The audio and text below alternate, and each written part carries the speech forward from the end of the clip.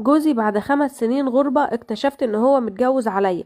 صاحبة المشكلة بتاعت النهاردة بعتها وبتقول: بعد ما وقفت جنب جوزي وخليته سافر وبعتله ذهبي علشان يجيب التأشيرة بتاعت السفر وجاله عقد العمل وسافر، بقى يسافر كده ويقعد في الغربة بالسنة كاملة وما ينزليش غير شهر او 2 اخر كل سنة. فضل هناك 5 سنين. بعد ال5 سنين دول هو لسه مسافر وكل حاجة، بس اكتشفته عن طريق الصدفة ان هو متجوز عليا هناك واحدة. ولما جيت واجهته لقيته بيقول لي: إيه امال انت مفكرة ايه؟ انا هفضل قاعد هنا سنة كاملة لوحدي ازاي؟ مين اللي هيخدمني؟ مين اللي هيعمل لي؟ المهم عاطل نفسه الحق في موضوع الجواز. فلما جيت طلبت ان انا اتطلق رفض طبعا ان هو يطلقني وقال لي: لا مش هطلقك. هو انت مفكرة نفسك هتتجوزي تاني ولا ايه؟ ولا انت حد هيرضالك ولا يبصلك ولا حد هيرضى يتجوزك؟ المهم رفعت قضية في المحكمة لطلاق، واللي اتحكم في صفي واتطلقت كمان واخدت منه كل حقوقي. بس جه بقى ان هو ايه، عايز يلوي